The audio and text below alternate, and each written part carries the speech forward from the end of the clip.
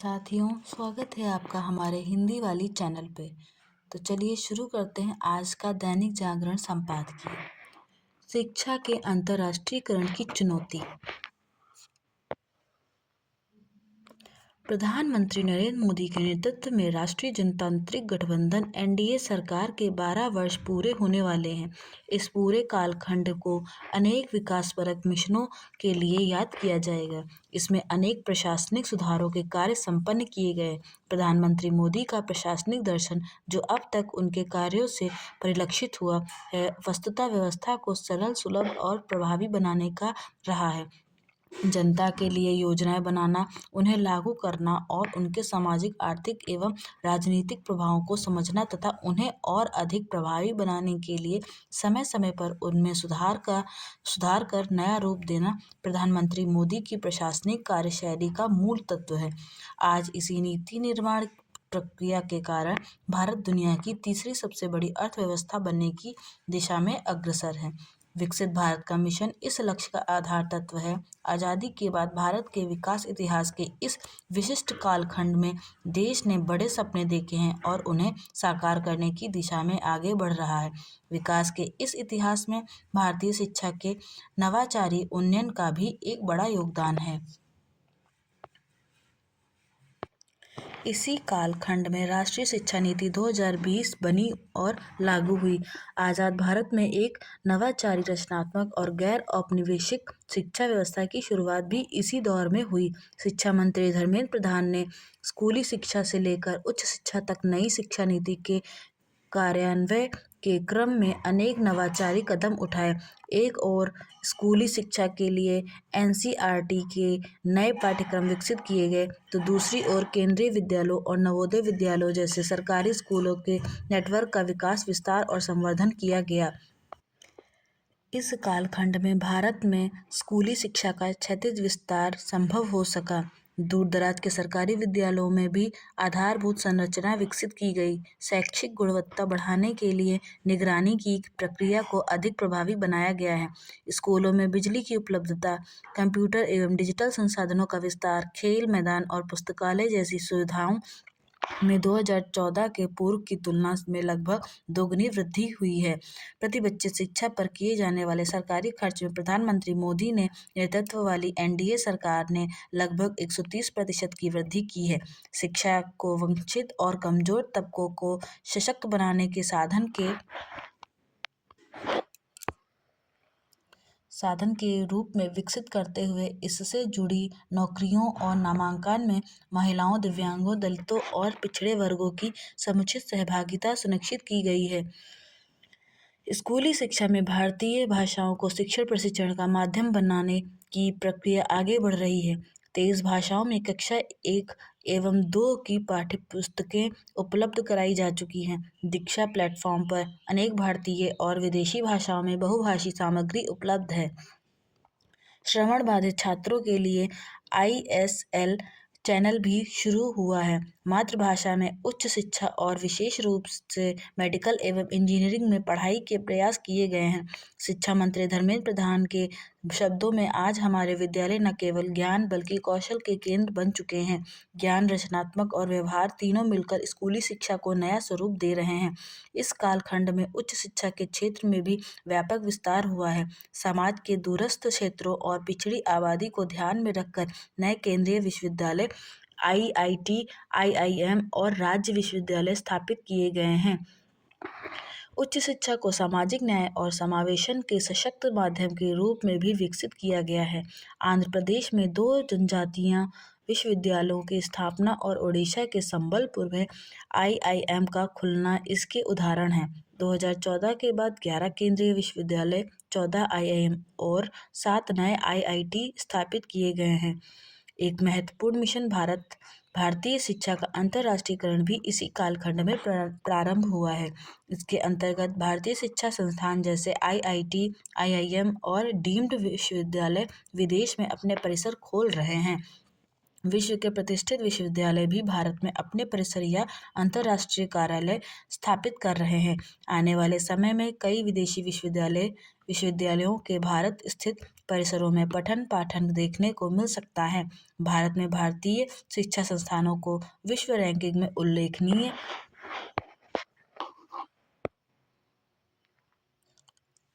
स्थान प्राप्त हो रहे हैं। भारतीय शिक्षा के अंतर्राष्ट्रीयकरण से शिक्षकों, छात्रों और संस्थानों को अंतर्राष्ट्रीय मंच मिलेगा एवं छात्रों को भारत में रहते हुए ही विश्व स्तरीय शिक्षा पद्धतियों का लाभ प्राप्त होगा। इससे गुणवत्ता आधारित प्रतिस्पर्धा भी उत्पन्न होगी। भारतीय उच्च शिक्षा संस्थानों को विदेशी विश्वविद्यालयों के समक्ष गुणवत्ता के स्तर पर प्रतिस्पर्धा के लिए स्वयं को तैयार करना होगा। इसके लिए विश्व स्तरीय शोध, सशक्त वैचारिक विमर्श और उच्च क्षमता वाले शिक्षकों से परिसरों को सुसज्जित करना आवश्यक है। भारतीय शोध उपलब्धियों को अंतर्राष्ट्रीय संवाद और प्रकाशनों के माध्यम से वैश्विक पहचान दिलानी होगी। वास्तव में भारतीय शिक्षा का अंतर्राष्ट्रीयकरण हम सबके लिए एक महत्वपूर्ण सामूहिक मिशन होना चाहिए। इसके अंतर्गत हमारा लक्ष्य शिक्षा की गुणवत्ता के संवर्धन के साथ साथ भारतीय विकास का एक वैश्विक वृत्तांत रचना भी होना चाहिए। इससे न केवल विकसित भारत का मिशन सुदृढ़ होगा बल्कि वैश्विक स्तर पर भारत का प्रभाव भी बढ़ेगा। इस दिशा में भारतीय शिक्षा अधिष्ठान विधेयक 2024 सहायक सिद्ध होगा। इसका उद्देश्य शोध और शिक्षा को भविष्य की चुनौतियों के अनुरूप संगठित कर विश्व स्तरीय बनाना है। नए वर्ष में भारतीय शिक्षा विकसित भारत के मिशन के लिए मन, मानस और मस्तिष्क को गढ़ सके, यही हमारा लक्ष्य होना चाहिए।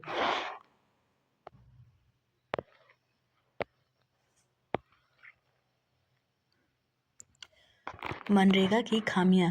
कांग्रेस की ओर से छेड़े गए मनरेगा बचाओ अभियान के बीच ग्रामीण रोजगार गारंटी से जुड़े इस कानून के क्रियान्वयन में व्याप्त खामियों के जैसे विवरण सामने आ रहे हैं। उससे इस अभियान की निरर्थकता ही सिद्ध होती है। हाल में मात्र 55 जिलों में 300 करोड़ रुपए से अधिक घोटाले सामने आए थे। ये घोटाले यह बता रहे थे कि मनरेगा के तहत बिना मंजूरी भुगतान करने के साथ अनावश्यक कार्यों पर पैसा खर्च किया जा रहा था। ग्रामीण विकास मंत्रालय की जांच पड़ताल ने यह भी बताया कि मनरेगा को संचालित करने के तौर तरीके ही ऐसे थे जो भ्रष्टाचार को पनपने का अवसर देते थे। इस कारण करोड़ों रुपए के जो काम कागजों पर दिखते थे वे धरातल पर नजर नहीं आते थे। क्योंकि मनरेगा के जरिए होने वाले कामों के निरीक्षण की कोई ठोस व्यवस्था नहीं थी, इसलिए सरकारी धन की बंदरबाट होती रहती थी।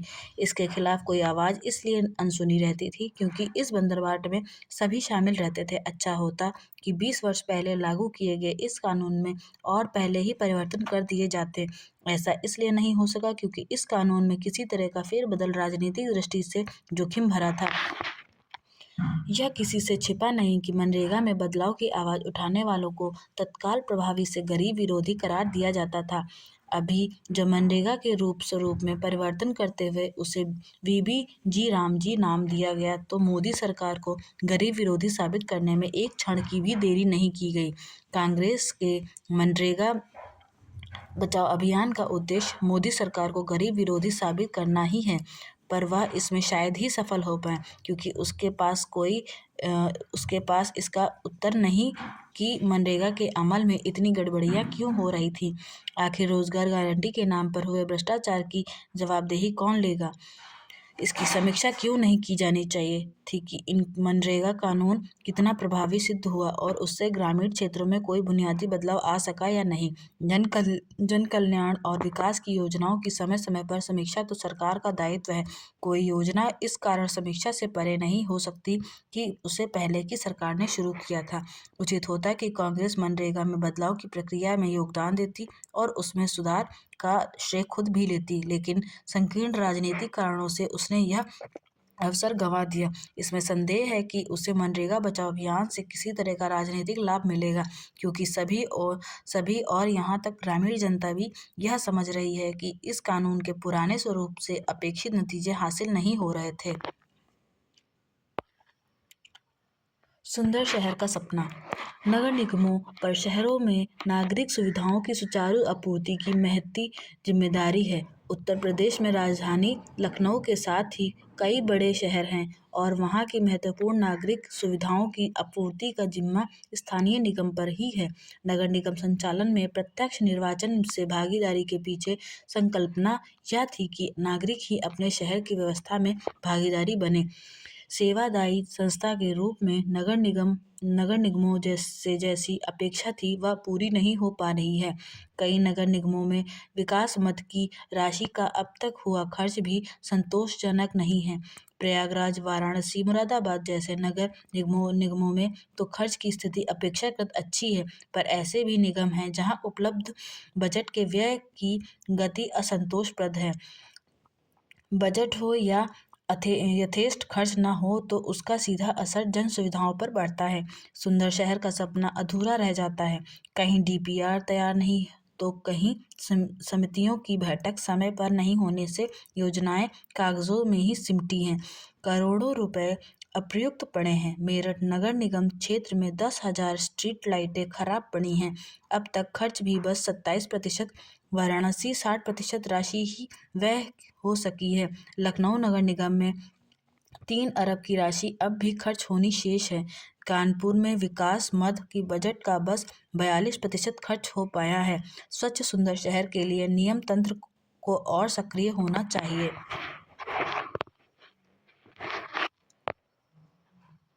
जान लेते लापरवाह वाहन चालक।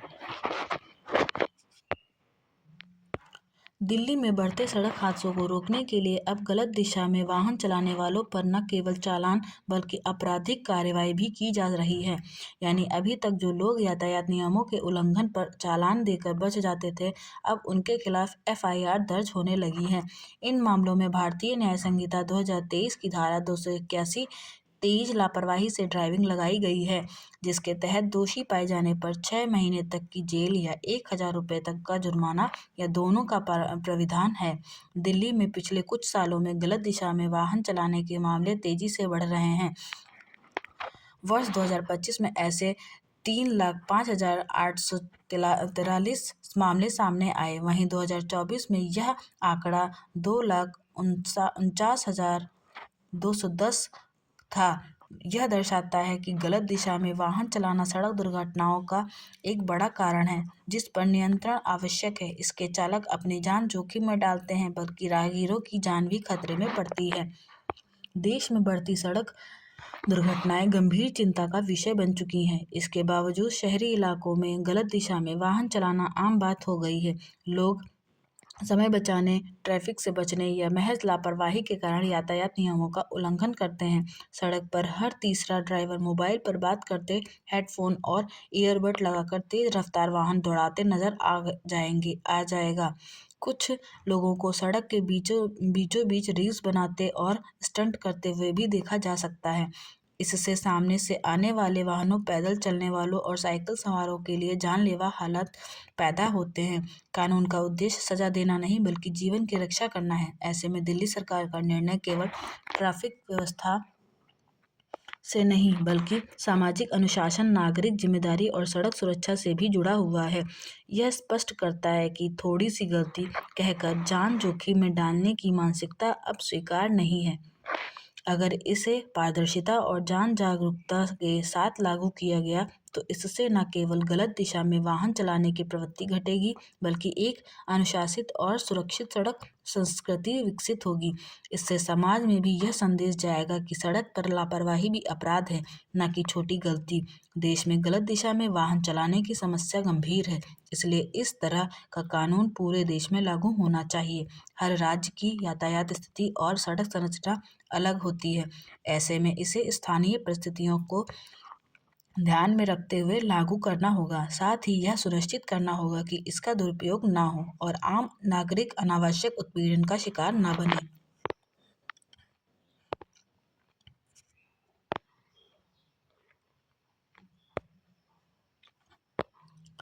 ट्रंप की नीतियां खतरनाक, विश्व को खतरे में डालते ट्रंप शीर्षक से प्रकाशित संजय गुप्ता का आलेख समकालीन वैश्विक राजनीति की एक अत्यंत चिंताजनक तस्वीर को सामने रखता है। आलेख में जिस स्पष्टता और तथ्यपरकता के साथ अमेरिकी राष्ट्रपति डोनाल्ड ट्रंप की आक्रामक, अहंकारी और एकांगी नीतियों का विश्लेषण किया गया है, वह पाठकों को सोचने पर विवश करता है। ट्रंप का व्यवहार अब केवल अमेरिका की आंतरिक राजनीति तक सीमित नहीं रह गया है, बल्कि वह पूरी विश्व व्यवस्था के लिए खतरे की घंटी बनता जा रहा है। अंतर्राष्ट्रीय कानूनों, संयुक्त राष्ट्र जैसी संस्थाओं और वैश्विक सहमति की अवहेलना कर एक तरफा निर्णय थोपना महाशक्ति होने का नहीं बल्कि वैश्विक अराजकता को आमंत्रण देने का संकेत है। आलेख में यह बात विशेष रूप से रेखांकित की गई है कि शक्ति का दुरुपयोग जब अहंकार से जुड़ जाता है तब उसका परिणाम केवल युद्ध, अस्थिरता और अविश्वास ही होता है। आज छोटे और विकासशील देशों के लिए यह समझना आवश्यक हो गया है कि यह तथाकथित मित्रता केवल स्वार्थ सिद्ध तक सीमित रहती है। ट्रंप की नीतियां यह संदेश देती हैं कि अमेरिका अपने हितों के लिए किसी भी सीमा तक जा सकता है, चाहे उससे विश्व शांति को कितना ही नुकसान क्यों न पहुंचे। संस्कारों का क्षरण। समाज जितनी तेजी से आधुनिक होता जा रहा है उतनी ही असुरक्षा भी बढ़ती जा रही है। पर्व, त्योहार और उत्साह पूरी तरह नशे की गिरफ्त में होने से उनका असली मकसद भी गुम होता जा रहा है। इन दिनों जन्मदिन मनाने का बड़ा चलन हो गया है। आधुनिक समाज में जन्मदिन जैसी निजी अवसर भी अब दिखावे और उन्मुक्त उपभोग के प्रतीक बनते जा रहे हैं। खासकर युवाओं में देर रात तक ढाबों, रिसोर्ट्स, कैफे और पब में जन्मदिन मनाने की प्रवृत्ति तेजी से बढ़ी है। पहले जहां यह उत्सव शाम तक सीमित रहता था, वहीं अब रात 12 बजे केक काटना और उसके बाद शराबखोरी एक तरह का चलन बन चुका है। इस माहौल में उत्साह के साथ साथ विवेक भी अक्सर खो जाता है। देर रात तक खाने पीने और शराब के नशे के बाद युवाओं की शारीरिक और मानसिक स्थिति ऐसी नहीं रहती कि वे सुरक्षित ढंग से घर लौट सके। नींद की कमी, थकान और नशे का असर मिलाकर वाहन चलाने की क्षमता को कमजोर कर देता है। परिणाम स्वरूप सड़क दुर्घटनाओं की आशंका कई गुना बढ़ जाती है। आए दिन खबरें आती हैं कि जन्मदिन की पार्टी से लौटते समय हुई दुर्घटना में किसी युवा की जान चली गई या परिवार उजड़ गया। यह चिंता का विषय है कि एक दिन की खुशी के लिए जीवन भर का दुख मोल लिया जा रहा है। जरूरत इस बात की है कि समाज, परिवार और स्वयं युवा इस प्रवृत्ति पर आत्मचिंतन करे। घर पर परिवार की मौजूदगी में सादगी से जन्मदिन मनाने से न केवल सुरक्षा बनी रहती है बल्कि संस्कार और पारिवारिक जुड़ाव भी मजबूत होता है। संस्कारों के क्षरण और हादसों की रोकथाम घर परिवार की सजगता से ही रोके जा सकते हैं। जातिवाद एक सामाजिक बीमारी। यह विडंबना ही है कि आधुनिकता, तकनीकी और विकास की बात करने वाला समाज आज भी व्यक्ति की पहचान उसके जन्म से तय करता है, न कि उसके कर्म से। राजनीति में जाति का उपयोग भी जातिवाद को जीवित रखता है। अब समय आ गया है कि राजनीतिक दल जाति की बजाय शिक्षा, स्वास्थ्य, रोजगार और विकास को मुख्य मुद्दा बनाए।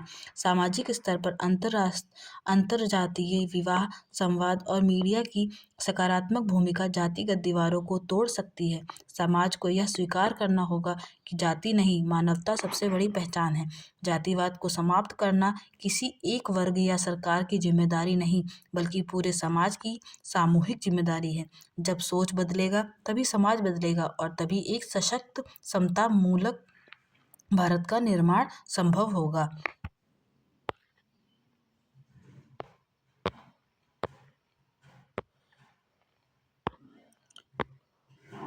ऊर्जा। चुनौतीपूर्ण जीवन। जीवन जीने के अलग अलग ढंग होते हैं। एक तो आलस से भरा जीवन होता है। आलसी व्यक्ति हर काम कल के ऊपर टालता है। नतीजा यह होता है कि कामों का जब लग जाता है तब वह परेशान होने लगता है। इसमें बहुत सारे सुअवसरों से वह चूक जाता है। दूसरी तरह के व्यक्ति यथास्थितिवादी होते हैं, जो जैसा हो रहा है उसी के अनुकूल अपने को ढाल लेते हैं। ऐसी स्थिति में वे जहाँ हैं वहीं के रह जाते हैं। तीसरे प्रकार के लोग चुनौतीपूर्ण जीवन जीते हैं और चुनौतियों पर विजय प्राप्त कर अपना नाम रोशन करते हैं।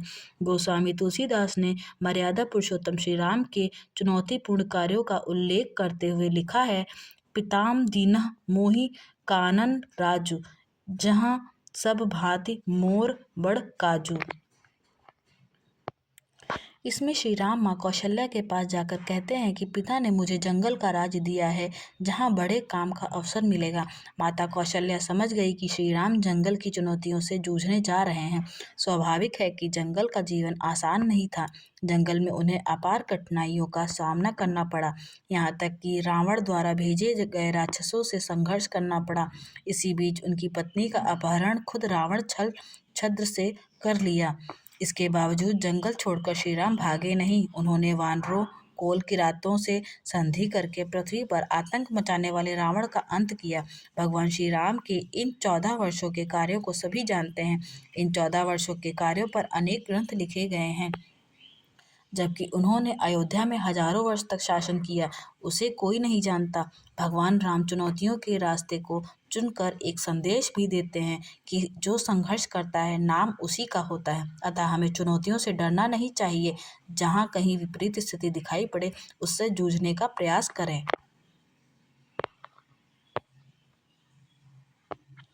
डिजिटल दुनिया में भी हो साफ सफाई। डिजिटल युग सूचना की बाढ़ लेकर आया है। हर सेकंड में लाखों करोड़ों की संख्या में टेक्स्ट, ऑडियो, वीडियो और इमेज पोस्ट दुनिया भर में फैल रहे हैं। इंटरनेट ने अभूतपूर्व रूप से सूचना की पहुंच को सुलभ बनाया है। इस अभूतपूर्व तेजी ने सूचना प्रदूषण के गंभीर खतरा को भी जन्म दिया है, क्योंकि मौजूदा समय में सत्य के साथ साथ झूठी, आधा अधूरी और गैर जरूरी सूचनाओं की संख्या लगातार बढ़ती जा रही है, जिसके चलते सत्य और असत्य को पहचानना लगभग असंभव हो गया है। इसे में मिस इन्फॉर्मेशन, अनजाने में फैलाई गई भ्रामक सूचना, डिसइन्फॉर्मेशन, जानबूझकर फैलाई गई गलत सूचना, और मॉल इन्फॉर्मेशन, सही लेकिन दुरुपयोग की जा सकने वाली सूचना के रूप में समझा जाता है। विश्व आर्थिक मंच की वैश्विक जोखिम रिपोर्ट 2025 के अनुसार मिस इन्फॉर्मेशन और डिसइन्फॉर्मेशन के मामले लगातार दूसरे वर्ष शॉर्ट टर्म वैश्विक जोखिमों से सबसे ऊपर है। रिपोर्ट बताती है कि यह जोखिम समाज की एकता, शासन व्यवस्था और लोगों के आपसी विश्वास को गहराई से कमजोर कर रहा है। वैश्विक स्तर पर यह समस्या इतनी गंभीर हो चुकी है कि कई विशेषज्ञों इसे लोकतंत्र के लिए सबसे बड़ा खतरा मानते हैं। ऐसे ही खतरे का एक उदाहरण है ग्रोक एआई से उपजी अश्लील सामग्री। दुनिया भर में 86% लोग कभी न कभी गलत सूचना के संपर्क में आ चुके हैं। इंटरनेट मीडिया पर साझा होने वाली सामग्री में से 40% फर्जी मानी जाती है।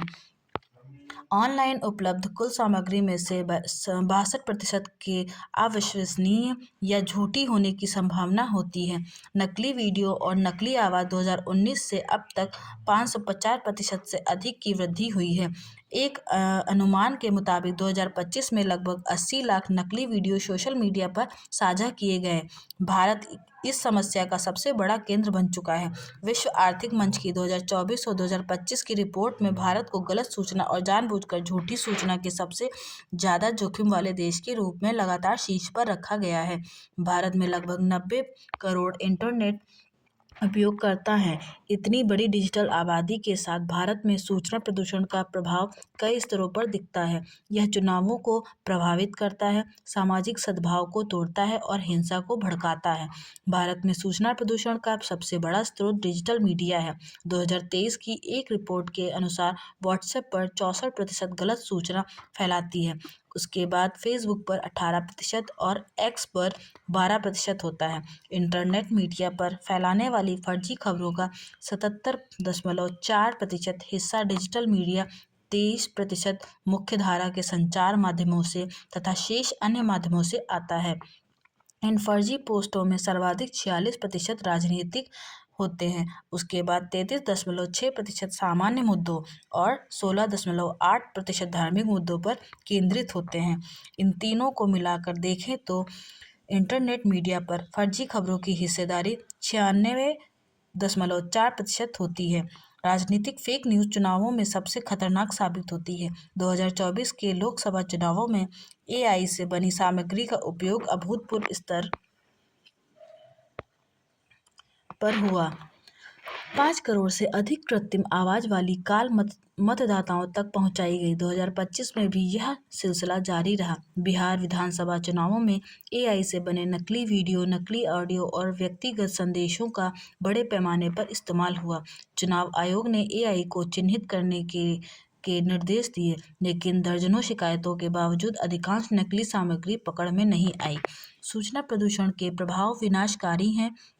धार्मिक और जातीय आधार पर फर्जी वीडियो दंगों को भड़काते हैं तथा चुनावों के दौरान मतदाताओं को गुमराह करते हैं। वैश्विक स्तर पर जानबूझकर झूठी सूचना से हर साल लगभग 78 अरब डॉलर का नुकसान होने का अनुमान लगाया जाता है, जिसमें शेयर बाजार में अस्थिरता और ठगी के मामले शामिल हैं। इसमें व्यक्तिगत स्तर पर लोगों का सत्य पर विश्वास कम होता है, निर्णय लेना मुश्किल हो जाता है और मानसिक स्वास्थ्य प्रभावित होता है। इस समस्या का समाधान बहुस्तरीय होना चाहिए। सबसे पहले व्यक्तिगत स्तर पर डिजिटल साक्षरता जरूरी है। हर सूचना पर सवाल उठाना चाहिए, जैसे सूचना स्रोत कौन है, इसमें कही गई बातों का सबूत क्या है, या डिजिटल मीडिया मंचों को एआई आधारित पहचान और फैक्ट चेक को मजबूत करना चाहिए। इस संदर्भ में चुनाव आयोग के दिशा निर्देश मौजूद हैं, लेकिन इन्हें अभिव्यक्त की स्वतंत्रता पर अंकुश लगाए बगैर सख्ती से लागू करने की जरूरत है। इस समस्या को रोकने में फैक्ट चेक करने वाले संगठन महत्वपूर्ण भूमिका निभा रहे हैं। शिक्षा विभाग को स्कूल कॉलेज स्तर पर डिजिटल साक्षरता को अनिवार्य विषय बनाना चाहिए। सूचना प्रदूषण को यदि हम समय रहते नियंत्रित नहीं कर पाए तो सत्य की जगह झूठ, विश्वास की जगह संदेह और सद्भाव की जगह नफरत हावी हो जाएगी। इंटरनेट ने दुनिया को जोड़ा है, लेकिन अब इसे साफ सुथरा रखना सबकी जिम्मेदारी है।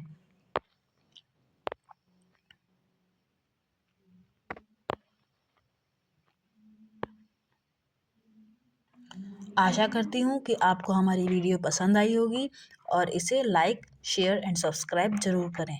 धन्यवाद।